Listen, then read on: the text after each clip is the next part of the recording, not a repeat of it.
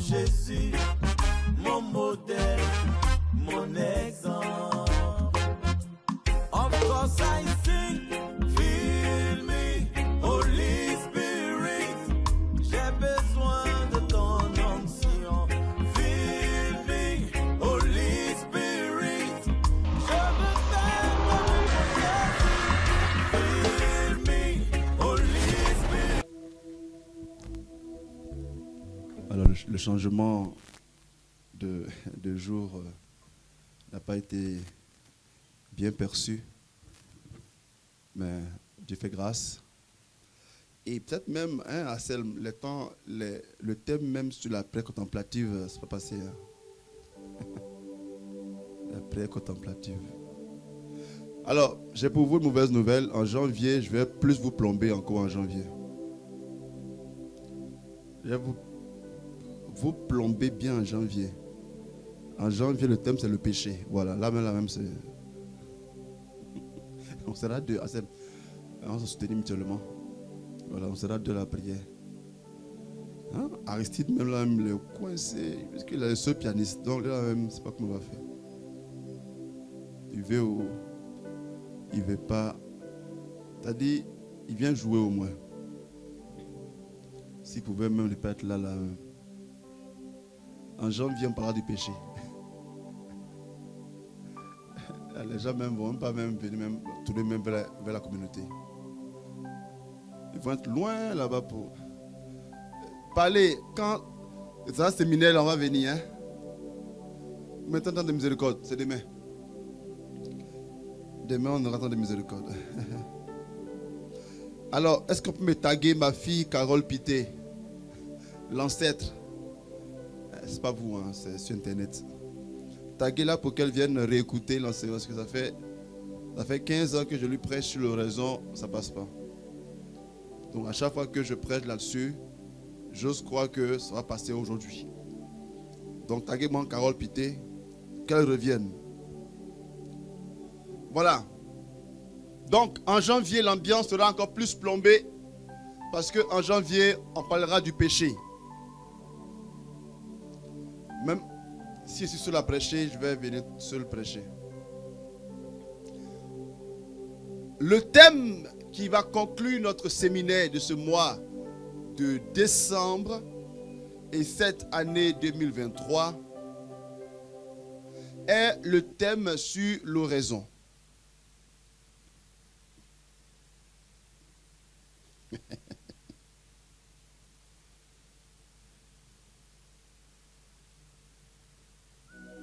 C'est un beau thème, l'oraison.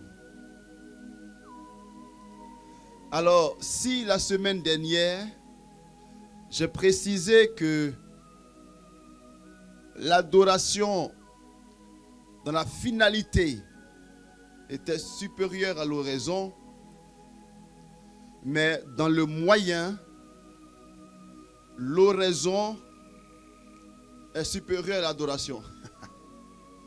Et c'est l'oraison qui nous conduit même à l'adoration. Et on va comprendre cela.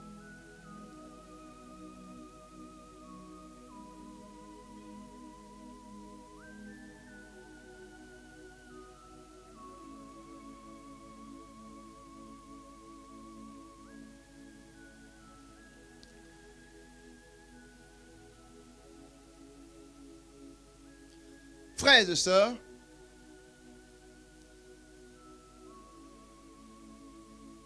le meilleur moyen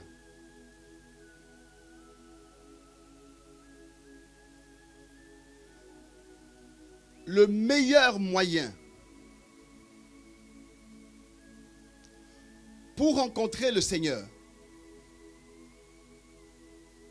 nous disent nos pères, les saints, les mystiques, ce meilleur moyen n'est rien d'autre que l'oraison.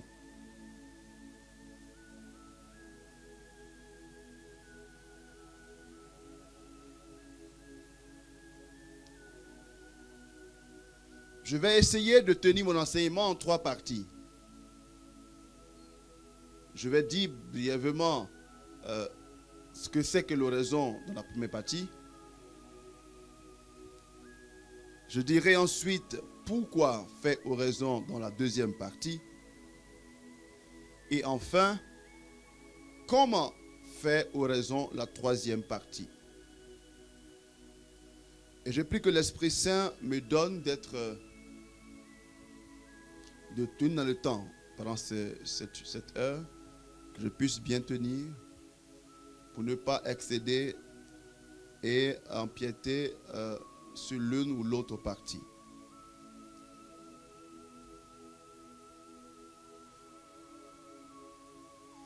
Si la prière de l'action de grâce est fondée sur la reconnaissance à Dieu,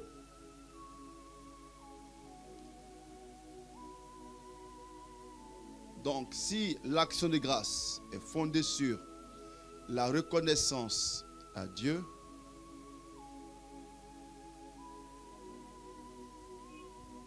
si la louange est fondée sur la connaissance de Dieu, donc l'action de grâce, la reconnaissance,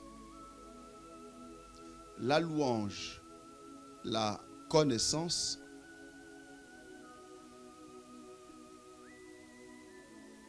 et si l'adoration est fondée sur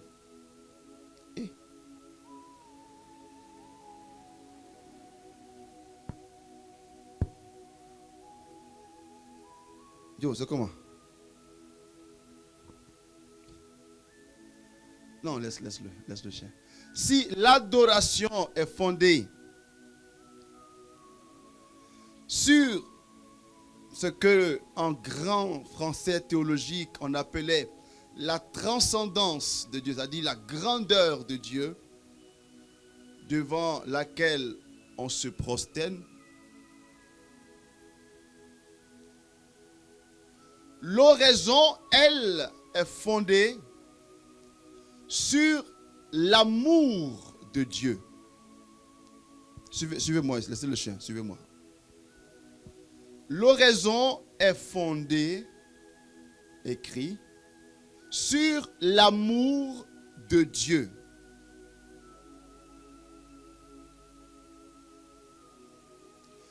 Alors, on pourrait définir l'oraison ainsi. Alors, je vais plutôt vous citer la définition d'une sainte. Sainte Thérèse d'Avila. Ah, notre soeur est habillée dans son pain catholique, c'est bien. Faites comme elle. La parole va bien la toucher parce qu'elle l'a habillée.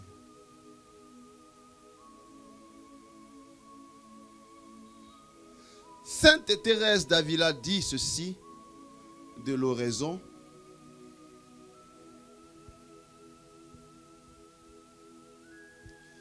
L'oraison est un commerce.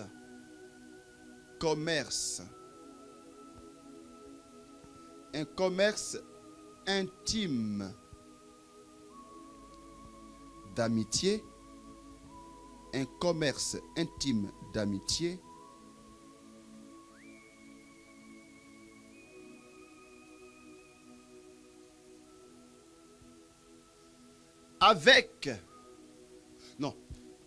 Où on s'entretient. Donc, un commerce intime d'amitié où on s'entretient, c'est où avec l'accent. Donc, dans lequel, où on s'entretient,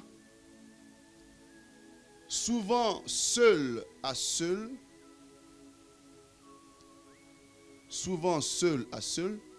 avec ce Dieu dont on se sait aimer. Donc, un commerce intime d'amitié où on s'entretient souvent, seul à seul, avec ce Dieu dont on se sait aimer.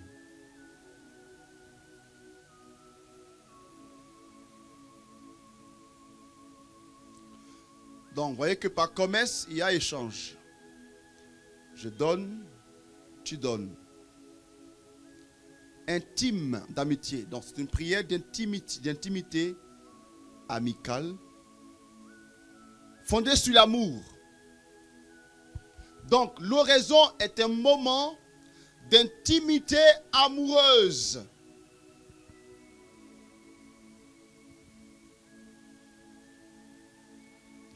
Avec Dieu. C'est un temps de cœur à cœur entre deux amoureux.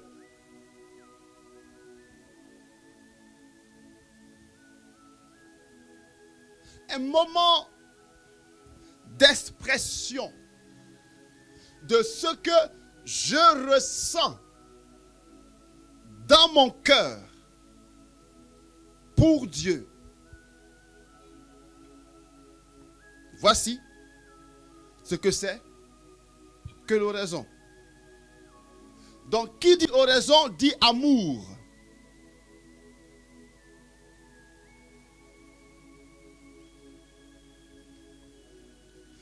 Qui dit oraison dit intimité.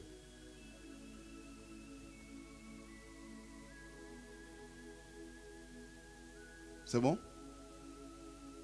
C'est facile, non? Malheureusement, beaucoup de personnes ont défini l'oraison par la méthode par laquelle on fait oraison. Beaucoup disent que faire oraison, c'est faire silence. C'est pas vrai. Beaucoup disent que faire oraison, c'est faire un vide en soi. C'est pas vrai. Et c'est pour cela que peu de personnes n'arrivent pas à faire oraison, parce que à peine ils s'asseyent, qu'ils sont assaillis de toutes sortes de pensées. Et pourtant on dit, c'est faire silence, je n'arrive pas. C'est faire le vide, je n'arrive pas. Donc l'oraison n'est pas faite pour moi. Et je laisse l'oraison. Et ils disent que l'oraison, donc, c'est pour les moines. Ou encore, pour ceux qui ont atteint un niveau spirituel. Eh bien, la bonne nouvelle pour toi est que l'oraison n'est pas le fait de ceux qui ont atteint un grand niveau spirituel. L'oraison est faite même. C'est la prière basique du chrétien, l'oraison. L'oraison est la prière basique du chrétien qui est amoureux de Dieu.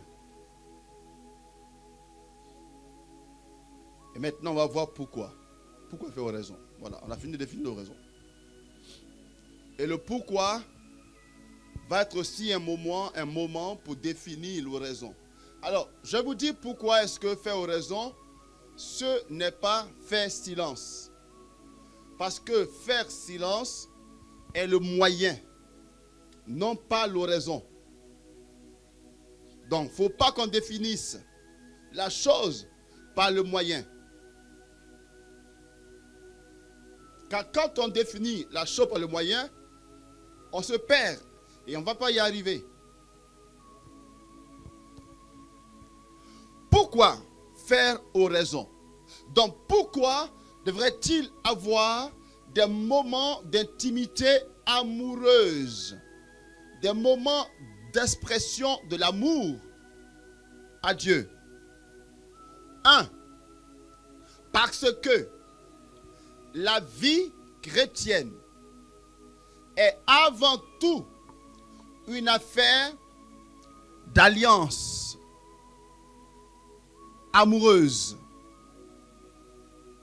La vie chrétienne est avant tout une affaire d'amour. Excusez-moi, je ne suis pas très en forme, donc je vais quelquefois tousser, il me semble. La vie chrétienne est avant tout une affaire d'amour.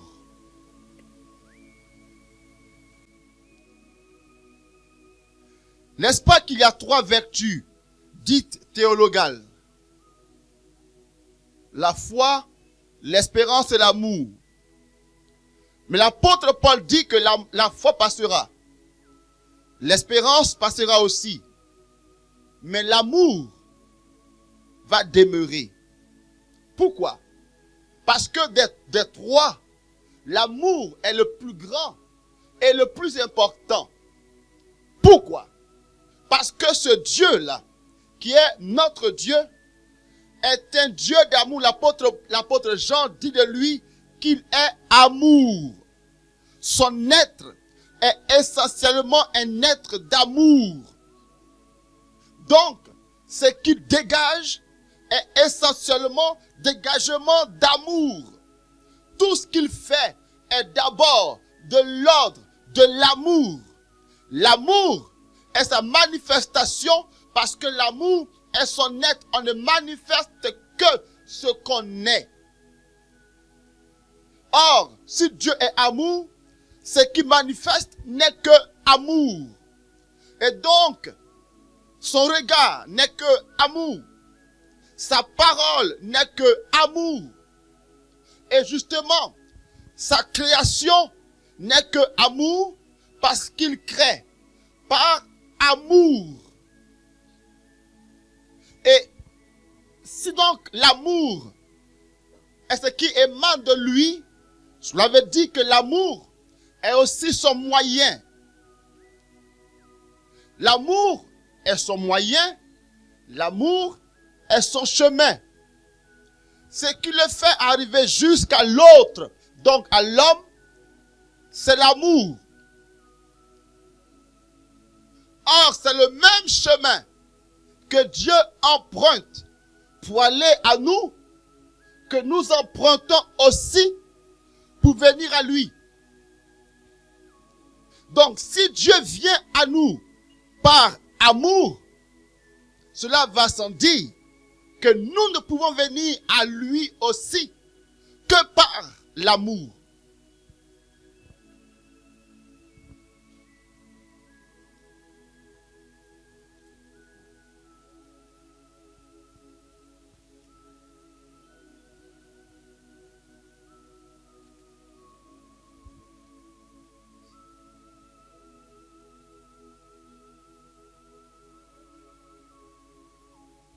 Merci.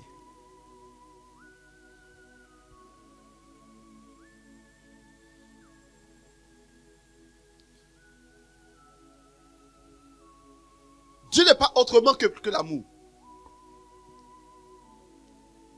Et lorsque Dieu crée Adam et Ève, il tisse avec eux une alliance d'amour. Quand il vient vers Abraham, il tisse avec lui une alliance d'amour. Et l'une des preuves de l'amour est que l'homme veut du bien à celui qu'on aime. Ben, c'est pas, dites-moi. Hein. Or, quand Dieu a créé Adam et Ève, il a voulu pour eux du bien. Et quand il a fait alliance avec Abraham, il a voulu pour lui aussi du bien. Et à chaque fois que Dieu fait alliance avec quelqu'un, parce qu'il lui veut du bien, et qu'on veuille du bien à quelqu'un, quand même, c'est manifestation de l'amour que l'on ressent pour la personne. Donc Dieu fait de ça. Il ne manifeste que l'amour. Même quand il déploie sa puissance, c'est encore par l'amour qu'il le fait. Quand dans les évangiles, le Christ guérit les malades, il ne guérit pas. Merci. Alors tiens. Attrape, ça va bien se passer. Non, ça aussi. Lorsque le Seigneur dans l'évangile guérit les malades, il ne guérit pas pour montrer qu'il est fort. Amen. Non. Non. Quand il guérit, c'est pas pour se montrer. Et lorsque j'ai lu l'évangile de Matthieu, j'ai été vraiment fortement saisi en Matthieu. Parce que Matthieu m'a montré le visage d'un Dieu qui est attentif aux besoins de ses enfants. Et dans Matthieu, et même dans tous les évangiles, il n'y a jamais, je vous mets à défi, que vous me montrez un seul passage dans les évangiles où le Seigneur n'a pas guéri la personne qui venait le solliciter. Même quand il ne demande pas, il te guérit quand même. Il y a un seul passage dans Matthieu et même dans tous les évangiles où le Christ fait, où il fait semblant de ne pas vouloir guérir. Matthieu 15, avec la fille de la Cananéenne. Il n'est pas bon qu'on prenne le pain des enfants pour l'offrir aux chiens. Mais elle a dit, oui c'est vrai, mais même les chiens mangent ce qui tombe de la table des enfants. Et même là encore, il a guéri. Parce que le Dieu que je rencontre dans l'évangile de Matthieu et dans tout l'évangile est un Dieu qui est attentif à ses enfants parce qu'il les aime. Quand Dieu nous guérit, il le fait par amour. Pas pour montrer qu'il est puissant. Pour nous révéler l'amour qu'il ressent pour nous. Et si Dieu nous dit l'amour qu'il ressent pour nous, c'est pour que nous aussi, en retour, nous l'aimions. Et que nous soyons en communion avec lui. Donc, communion d'amour. Si on n'aime pas le Seigneur, c'est qu'on ne l'a pas encore rencontré. Amen. Je vais reprendre. Si on n'aime pas le Seigneur, c'est qu'on ne l'a pas encore rencontré. Écoute-moi. Nous pouvons être des personnes de foi, entre guillemets, de foi, entre guillemets, sans avoir rencontré le Seigneur. Nous pouvons faire des miracles sans avoir rencontré le Seigneur. Amen. Parce que le Christ dit, ce n'est pas seulement. Non, il dit, vous direz qu'à mon nom, j'ai guéri, j'ai délivré. Il dira, moi, je ne vous connais pas. Or, la connaissance, c'est l'expérience, la communion. Or, la communion est amoureuse.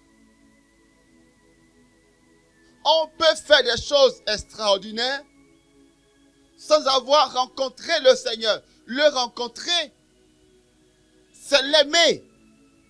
Et l'oraison est ce lieu dans la prière où, entre autres, on manifeste à Dieu l'amour que nous ressentons pour lui. Or, il s'avère, par expérience, que quand on aime, on ne peut pas ne pas le dire. C'est pas, dites-moi pour vous. Hein. Je vais répondre ça peut-être que. Quand on aime quelqu'un, enfin, je sais pas, Baudelaire, je sais pas, tu me diras, mais en principe, on ne peut pas ne pas le dire. Enfin, je sais pas. Baudelaire, je sais pas, enfin, tu en penses quoi? Enfin, j'ignore pour vous, mais. Enfin, vrai ou faux? Dites-moi, les gars. Et les go. Vous y croyez en cela? Ils sont vous-même, ceux qui m'écoutent là. Je pense, et je le dis par expérience, que quand on aime, on ne peut pas ne pas le dire.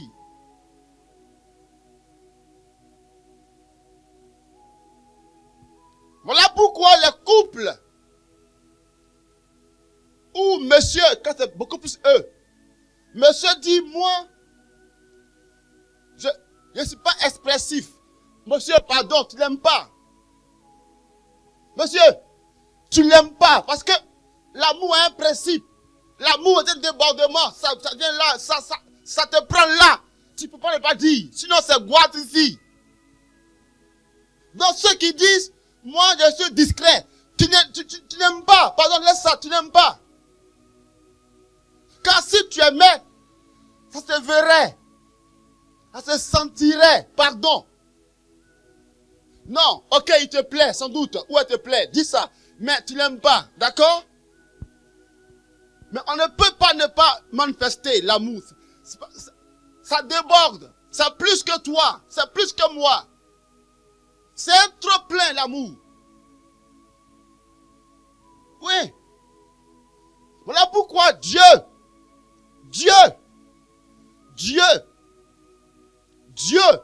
parce qu'il est plein d'amour pour nous.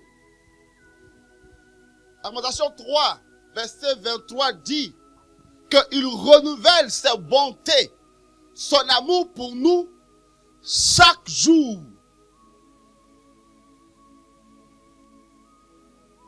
Amen. Lui, maintenant, lui qui est Dieu, il renouvelle pour nous tous les matins son amour. Et puis nous les hommes, on estime que, puisque à toi, ma femme, je t'ai dit il y a un mois je t'aime, pourquoi tu exiges que je t'aime encore aujourd'hui? Hein? Dieu lui-même dit tous les jours qu'il nous aime. C'est toi qui penses que tu as trop dit, tu as dit ça avant-hier, donc aujourd'hui tu vas dire aujourd'hui. C'est tous les jours qu'on doit dire à Dieu, à l'autre qu'on aime, tous les jours. Ça dit matin, tu lèves la je t'aime chérie. Et donc pour Dieu aussi, s'il renouvelle pour nous son amour tous les matins, alors nous aussi, on ne peut pas ne pas lui affirmer notre amour tous les jours. L'oraison, parce que moyen d'affirmation de notre alliance d'amour avec Dieu. Tu ne peux pas, on ne peut pas ne pas exprimer cet amour-là à Dieu.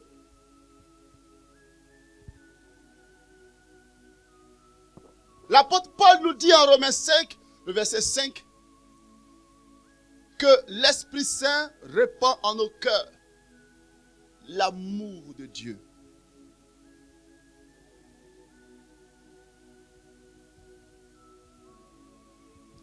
Dites-moi, j'ignore pour vous, mais moi, je ne peux pas vivre sans l'amour. Parce que je suis fait d'amour. Mes molécules, sont des molécules d'amour. Je suis constitué d'amour. Car celui qui m'a fait avec sa parole qui est amour. Et qu'au commencement était la parole d'amour. Il n'y a pas que des fibres moléculaires sur moi, mais des fibres d'amour. Je suis pétri en Dieu et par Dieu. Voilà pourquoi Augustin dit, nous sommes faits pour toi, Seigneur. Et notre cœur est sans repos tant qu'il ne se pose en toi, donc en l'amour. Je vis parce que je me sens aimé. Enfin, je dis pour vous, quoi. Mais si Dieu m'enlève l'amour, je suis foutu. L'être humain existe parce qu'il est aimé, parce qu'il aime. Un être humain en qui il n'y a plus d'amour, qui ne ressent plus d'amour, qu'est-ce qu'il fait? Il prend une arme et il arrose tout le monde. Parce que la vie n'a plus de sens pour lui. Et ceux qui commettent les pires choses atroces sont des gens qui ont été blessés, dont l'amour est blessé, qui ne sentent plus ni l'amour des gens pour eux, ni eux-mêmes aimant personne. Leur vie est vide. Et l'oraison est ce lieu où on va vivre de l'amour, où on va exprimer et on va recevoir l'amour de Dieu.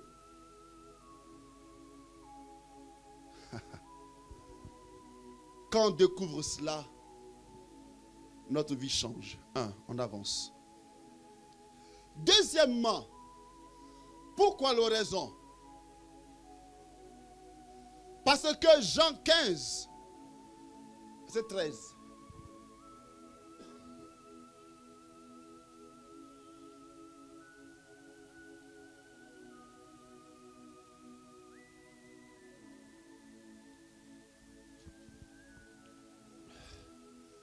Jean 15, 13 et puis prépare-moi Romains 12, 1.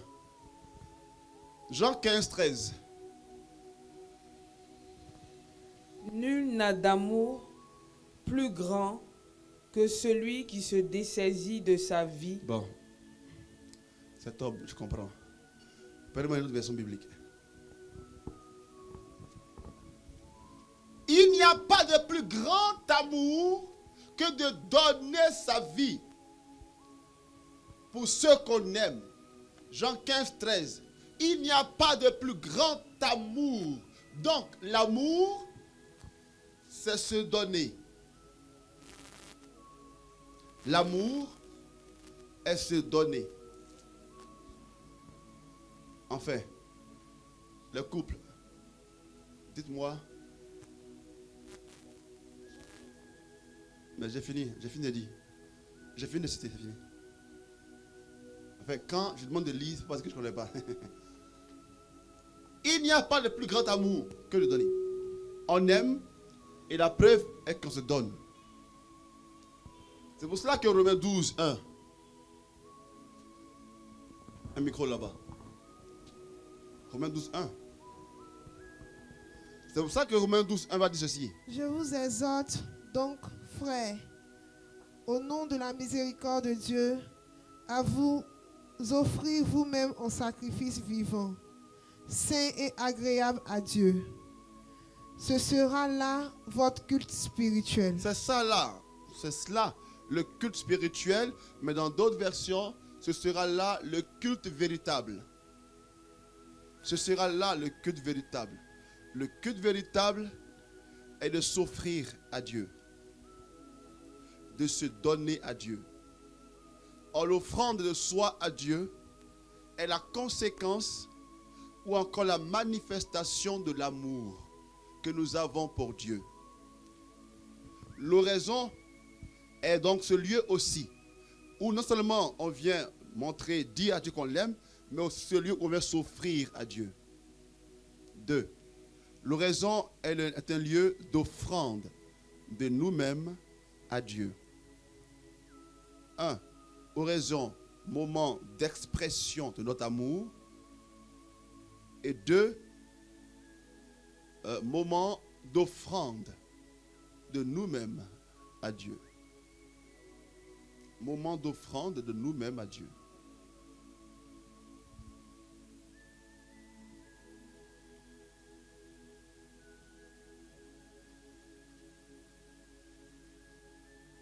L'apôtre Paul peut dire, ma vie à moi, c'est le Christ. Ma vie à moi, c'est le Christ. Il peut le dire parce que sa vie à lui est donnée au Christ. Et dans l'oraison, on va s'offrir à Dieu. Seigneur, je viens m'offrir à toi.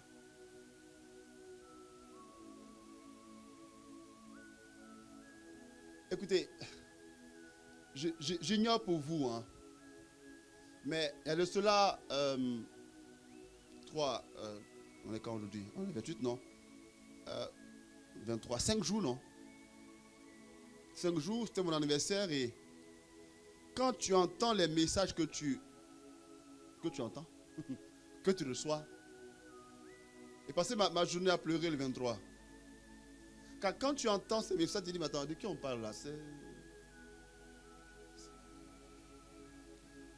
fait plaisir d'entendre ce que tu entends là.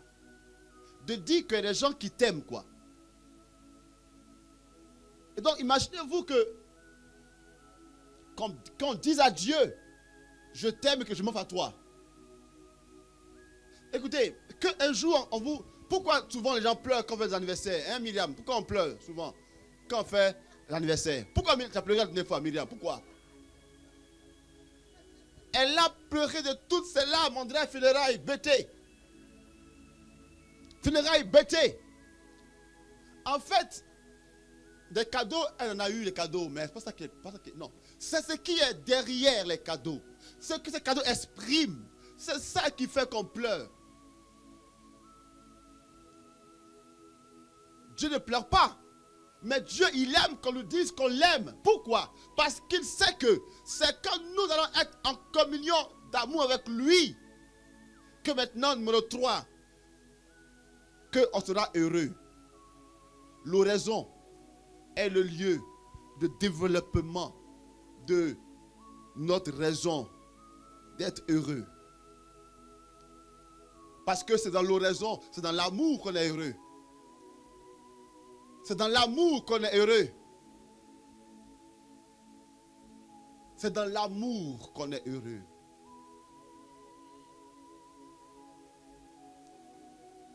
Excusez-moi. Il y a des parents, je vois des parents que j'accompagne qui sont pauvres. Mais quand ils voient leur enfant bien travailler, bien se comporter, j'ai une maman que je connais qui est en France, qui est une Ivoirienne, mais en France là-bas, sa fille qui est en 3e, elle a 17 de moyenne là-bas. Devant tous les... Vous voyez? C'est une dame, elle fait le ménage de temps en temps. Elle est pauvre, mais elle est tellement heureuse parce que quand elle voit son enfant comme ça, elle est heureuse. Parce que son enfant lui donne tant de satisfaction qu'elle est heureuse. Son enfant n'a pas de l'argent. C'est ni de l'or, ni de l'argent. Mais quand elle voit son enfant, elle se dit, ah, ma vie a un sens. C'est l'amour qui donne un sens à notre vie. C'est l'amour, les gars. C'est l'amour. Voilà pourquoi, chers maris, excusez-moi, quand je prêche, je parle beaucoup aux maris, car c'est surtout eux. Il ne faut pas croire que c'est de ta voiture là dont ta femme a besoin. Voiture, c'est bien, mais c'est toi qu'elle veut.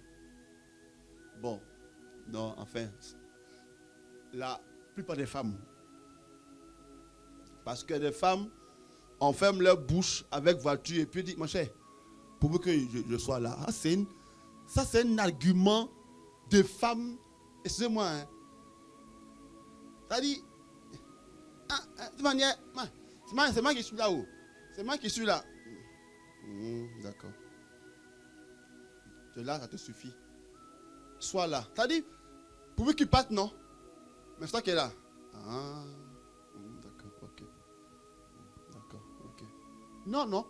Moi, je dis, mieux vaut que tu sois seul que vivre comme ça là. Enfin, peut-être que comme je suis prête là, donc, bon. Ouais. Père, tiens, arrête de gâter affaire des gens. C'est bon, pardon, prends comme ça. Mais il n'y a pas où. Qu'est-ce que là? Il n'y a plus. Donc pour moi là, mon cher, sors. Mais un jour, il faut revenir, pardon. Non, c'est l'amour qui fait vivre. L'amour qui fait vivre. Donc, 1, l'oraison est le lieu où on exprime notre amour à Dieu. 2, l'oraison est le lieu où on s'offre à Dieu. Et donc 3, l'oraison est le lieu où on développe notre raison de vivre. Notre raison de vivre. Car c'est dans l'oraison, c'est dans l'amour que nous vivons réellement. C'est dans l'amour que ma vie a un sens. Sinon, pourquoi il y a des gens qui vont dire, moi, je fais vœu de pauvreté, c'est-à-dire je n'ai pas l'argent. Je fais vœu de chasteté, c'est-à-dire je ne veux pas un homme ou une femme. Je fais vœu d'obéissance, c'est-à-dire je donne ma volonté à quelqu'un d'autre pour gérer.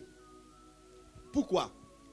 Bien, c'est parce qu'il sait que sa vie ne dépend pas de ces 3 choses-là, mais dépend d'autres choses. Et qui plus est, il dit, moi, je vais être monial, c'est-à-dire, ou un moine, c'est-à-dire, moi, là, je quitte le monde Et il ne vit que d'oraison. Et quand on le voit, on sent qu'il est heureux ou elle est heureuse. Toi, tu as mari. Tu as 5 enfants. Tu as travail. Mais quand on te voit même, on dirait une loque ambulante. Tu es vrabou, vraba, vrabou, vraba. Tu as tout ça. Pourquoi? Car il te manque l'essentiel, que l'amour. Et tant que on va croire que c'est notre mari ou notre femme qui sera cause de mon amour, tu seras vrabou, vraba, vrabou, vraba. Ton mari et ta femme, bien sûr, ont une place dans ta vie. Mais leur place est surplombée et est dépendante et est renforcée par l'amour de ce Dieu-là qui supporte tout cela. Parce qu'un matin, le même ou la même qui a dit, chérie Coco, sans toi, ma vie n'a aucun sens. Sans toi, je suis foutu. C'est ce même-là qui va prendre du piment, mettre dans tes yeux et puis, fraya. Tu vis maintenant comment? Dis-moi. Tu vis comment? S'il n'y a pas l'amour de Dieu. Et l'oraison est ce lieu-là où on développe l'amour de Dieu. Ouais. est ce lieu-là où on développe l'amour de Dieu, l'oraison. 3. 4. L'amour de l'oraison est le lieu de notre liberté intérieure. 4. Donc, ça, vous savez quoi? Un petit témoignage. Et pour ça, je bénis Dieu. Hein. Tu vois sur ma table une feuille? Un plan? Tu vois rien? Bon, c'est le seul enseignement que je fais sans plan. Parce que j'aime ça.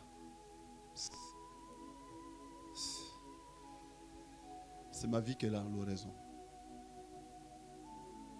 C'est ma vie qui est là. Si tu as fait l'enseignement sur ton enfant, tu as pris une feuille pour écrire. Grand 1. Mon enfant, grand... Non. J'aime l'oraison. J'aime l'oraison. Grand B, les bandits. Enfin, bon. 4. L'oraison est le lieu de notre liberté intérieure. Notre liberté intérieure. Vous savez quoi, frères et sœurs? Les meilleurs moments où ma prière d'oraison est forte sont les moments où tout le monde me lapide. Tu vois? Et quand je fais oraison ce moment-là, mais je sens une telle saveur intérieure et une telle liberté intérieure. Waouh! Parce que dans l'oraison, ce qui importe, c'est quoi? C'est Dieu. Dans l'oraison, ce qui importe, c'est l'amour de Dieu.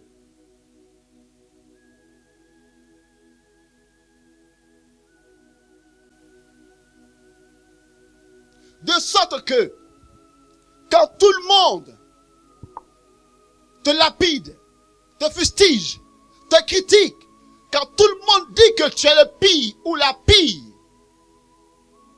laisse-moi te dire ceci. Quelqu'un qui est là-haut, quand il pose son regard sur toi, il te dit, moi, l'amour que moi, j'ai pour toi, n'a rien à voir avec ce que tu fais. Rien à voir.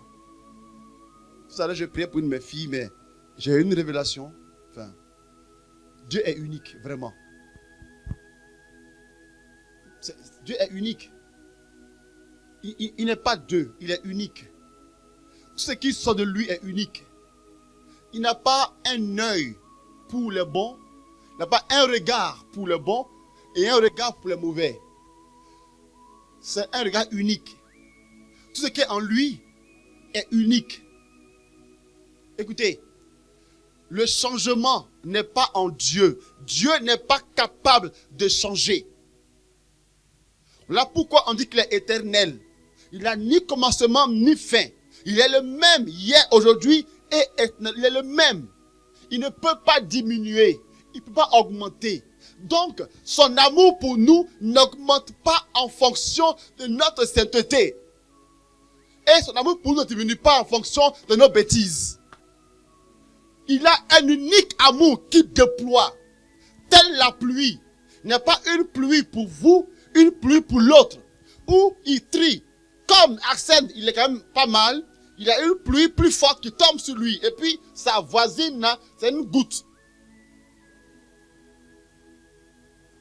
Ou voisin. C'est la même pluie, frères et sœurs. Et le même regard. Et c'est dans l'oraison que on apprend à découvrir encore plus ce regard d'amour. Et quand ce regard-là, on le sent se poser sur nous, on est libre et on marche librement. Saint Benoît dit, avec l'oraison, je domine le monde.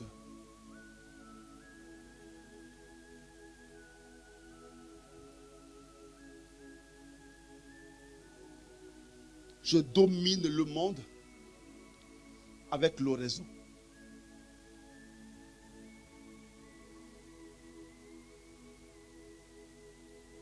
Je me souviens que j'ai appris à faire l'oraison quand je vivais un moment très délicat de mon éducation communautaire. Dommage que même les membres eux-mêmes estiment qu'ils savent déjà parfaitement ce que c'est que la vie intérieure qui ne vient pas. Que Dieu les bénisse quand même.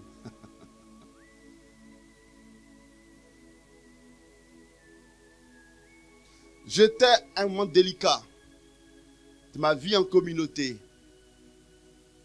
où j'ai eu l'impression que tout le monde me rejetait, même le berger.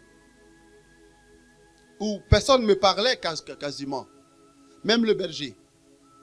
J'ai senti, à tort ou à raison, mais un rejet intérieur. Et au fond de mon cœur, quelque chose que aujourd'hui je dis c'est l'Esprit Saint, m'a dit, mais d'où? Si les hommes ne te parlent pas, viens causer. Amen. Et c'est bizarre, ce jour-là, je me suis assis dans la présence de Dieu, je me suis assis dans ma chambre avec ma petite croix. Je dis à Dieu, je t'aime, Seigneur. Et j'ai dit, je t'aime. Mais à peine j'ai dit cela, je t'aime, que je me suis mis à pleurer de tout mon être. Des pleurs de joie, de bien-être. Je me sentais aimé par Dieu. Du coup, je faisais 2 heures, 3 heures à être là, m'asseoir là et à déguster la présence savoureuse de Dieu. Et jusqu'à présent, je rends grâce à Dieu qui me donne de continuer à dévorer cela 24 ans plus tard. Et c'est là que, au fur et à mesure, j'ai su ce que c'est que la prière d'oraison. C'est après que j'ai lu des livres sur ça et qu'on m'a dit que l'expérience que j'ai faite là, c'était l'expérience de l'oraison. Donc personne, par la grâce de Dieu, par sa miséricorde, ne m'a appris ce que c'est que l'oraison. Et avec ça, il y a plein d'autres choses que j'ai apprises en ces 2 mois. Et quand l'œuvre de Dieu en moi, on va dire, a pris fin pour l'étape là, il a fait que tout le monde est redevenu normal. Et quand après je leur ai expliqué ce que j'ai vécu, ils sont tous surpris parce que eux, ils croyaient que c'était normal avec moi. Dieu voulait m'apprendre un truc là. Écoutez, depuis lors, par la grâce de Dieu, tu m'aimes, c'est bien. Tu m'aimes pas, c'est encore mieux. Donc, il dit, tu perds ton temps en croyant que on ne m'aime pas, je vais aller. Et si tu savais combien tu me plais quand tu ne m'aimes pas. Non, je n'ai pas dit non à ton amour. Hein. Mais sans toi, je peux vivre. Pourquoi? Ces gars-là. Et dans l'oraison, c'est celui où on tire cela. C'est celui où on tire cela. Et je vais dire merci à Sainte Thérèse d'Avila. Elle dit ceci. Même quand dans le pire des péchés, elle dit, il ne faut jamais oublier de faire l'oraison. Ne laisse pas le diable te convaincre que, comme tu es dans le péché, Dieu n'est plus là pour ton oraison. Elle dit non. Sainte Davila, elle a fait 20 ans de vie religieuse dans le péché. 20 ans. Elle était religieuse, moine. Ceux qui sont en fait, dans le silence. 20 ans de vie religieuse, elle dit que pendant 20 ans, elle était dans le péché. Pendant 20 ans. Puisque là-bas, les moniales, les camélites, elles ont une clôture. Donc, ne pas rentrer en lien avec les gens en général et les hommes en particulier, les garçons. Mais elle trouvait moyen dans le monastère, là. Comme pour dire que être saint, là, c'est là, dans la tête, c'est dans la tête. Elle trouvait un moyen pour aller causer et puis faire des choses. Pendant 20 ans. Mais pendant 20 ans, elle a dit, elle n'a pas laissé tomber l'oraison. Et c'est ça qui l'a sauvée. Et elle déconseille qu'on laisse l'oraison. Car c'est la porte de notre salut. Alors numéro 4. Non, 5 maintenant. 5e raison de l'oraison. Ouh, mon Dieu. L'oraison est le lieu de notre conversion et de notre sainteté. L'oraison est le lieu de notre conversion et de notre sainteté.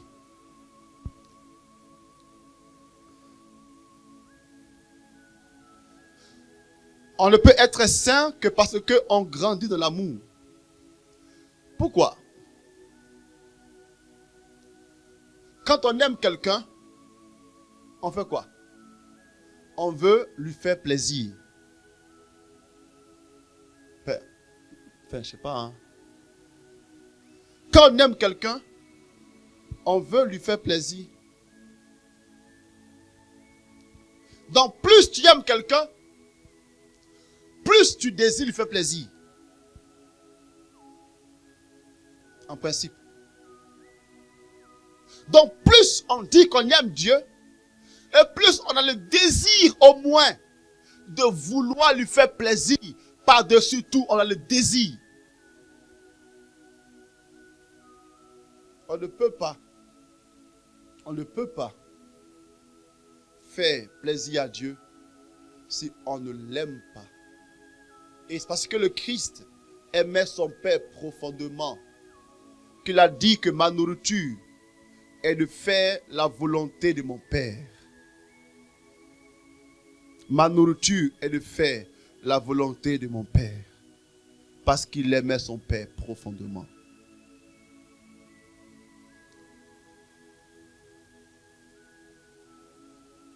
Alléluia. Et plus on fait oraison, et plus on grandit dans l'amour, et plus on croître dans l'amour, plus on peut dire comme Paul, ce n'est plus moi qui vis. Non, c'est le Christ qui vit en moi. Parce que ma vie est une quête de la volonté de Dieu. Pourquoi on n'arrive pas? Pourquoi, frères et sœurs? Pourquoi pendant que la prière ici, certains membres même sont dehors? Pourquoi? Pourquoi? Parce que quand on aime Dieu, on préfère avant tout sa présence. Et on préfère avant tout sa volonté. Mais quand on l'aime comme ça, c'est un coup on fait, un coup on vient, un coup on ne fait pas encore, et puis un coup un jour on fait. Mais le jour où mon cœur sera brûlant d'amour, je ne pourrai même plus, je n'ai pas deux alternatives. Il n'y a pas deux alternatives, il y a une seule alternative. C'est Dieu ou rien. Voilà pourquoi quand avant ta rencontre avec Dieu, tu allais à la messe comme tu voulais. Mais le jour où ton cœur rencontre le Seigneur, tu as un nouveau regard sur la messe. Où tous les matins tu sens ton cœur que tu dois aller à la messe. Quand tu n'es pas encore vraiment en Dieu, la Bible tu la lis de temps en temps. Tu as vu le temps mis là? Mais quand ton cœur est brûlé d'amour de Dieu, tu ne peux pas ne pas lire. Tu es poussé à cela. Car c'est pour toi une nourriture. Tu ne peux pas. Quand ton cœur est brûlé de Dieu, tu ne peux pas ne pas prier. Tu comprends ce que je veux dire, non? Tu comprends ce que je veux dire? Donc, regardons un peu où est-ce que nous en sommes. L'oraison est le lieu de la croissance spirituelle.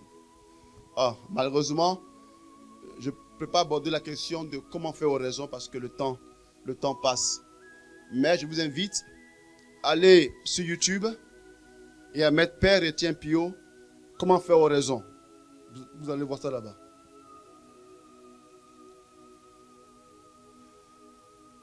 Je vais finir par ceci, qu'il est important que nous croissions la croissance. Il est important que nous croissions. On ne peut pas ne pas croître. Ce n'est pas une option. Que nous croissions n'est pas une option.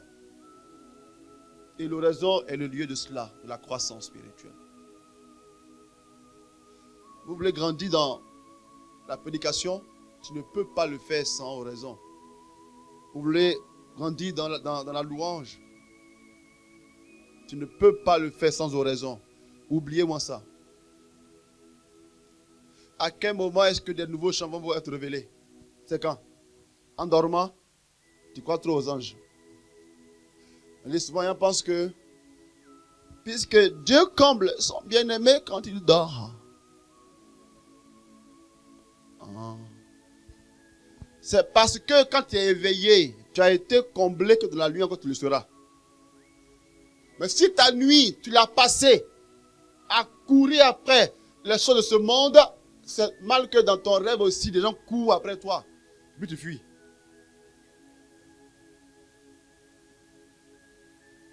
Elle comprend.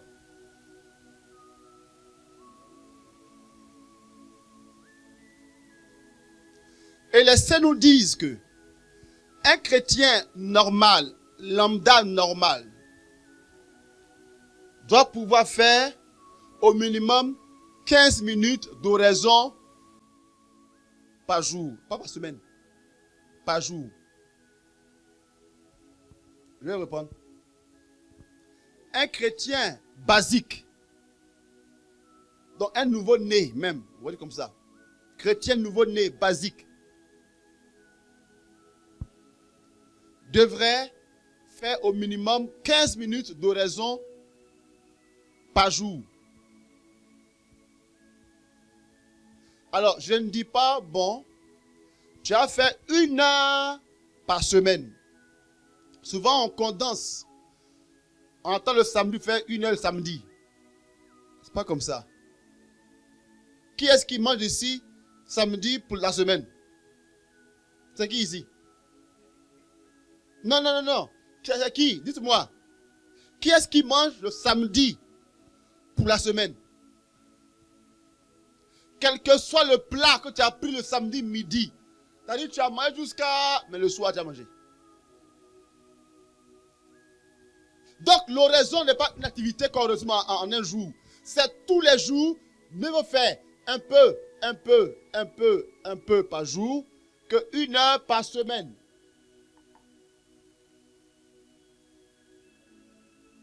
Donc, il nous faut intégrer l'oraison dans notre vie de prière, dans notre vie tout court. Il nous faut intégrer l'oraison. Et à toi de trouver le moment. Moi, l'oraison, Jamais entre midi et 2. Jamais de la vie. Dieu lui-même sait que le jour où il m'a dit, Titi, et tiens, rendez-vous à midi. Et Dieu, ça tu sais que ce n'est pas aux il a fait, ce n'est pas aux raisons. C'est d'oraison. Dormiraison. Moi, j'aime faire le raison le matin. Et toi, c'est quand? Tout le moment. Un moment où tu es dans tes dispositions. J'estime, moi, que le matin, que Dieu dit dans la Bible que Dieu renouvelle son amour pour nous le matin. Dieu. Donc, mieux vaut que je sois là où il renouvelle son amour. Le matin aussi. Mais certains peuvent le faire le soir. Fais-le au moment où tu te sens disposé. Mais le matin, je pense, est le même moment. 15 minutes par jour. Je voudrais vous inviter vraiment à nous ouvrir à cela. Oh, dommage que nous les chrétiens d'aujourd'hui, nous sommes plus des chrétiens sensationnels que mystiques. Oh, dommage. Dommage que nous sommes tellement friands de tomber relevés. Dis-moi, depuis vous que me suivez sur Internet là, avec quoi que tu tombes, que tu te réveilles, il y a quoi dans ta vie qui a changé? Dis-moi. Depuis qu'on dit, au son l'onction, tu fais comme ça. Depuis ça, quand ça s'est calmé là, il y a eu quoi dans ta vie qui a changé? Dis-moi. Dis-moi clairement. Parce que pour nous, la prière qui est bonne là, c'est ça où ça s'est chauffé.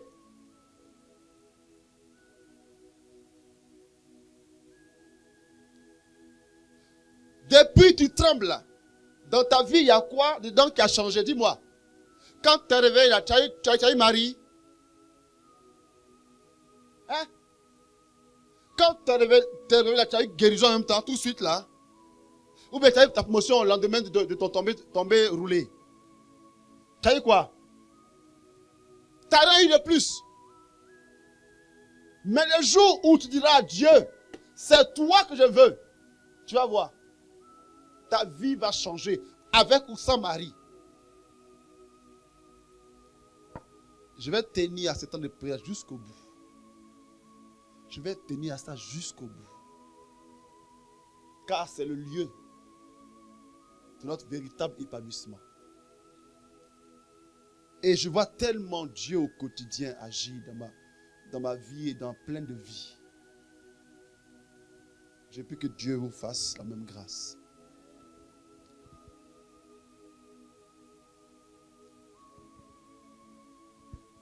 Que Dieu vous fasse la même grâce. On va se mettre debout. J'ai besoin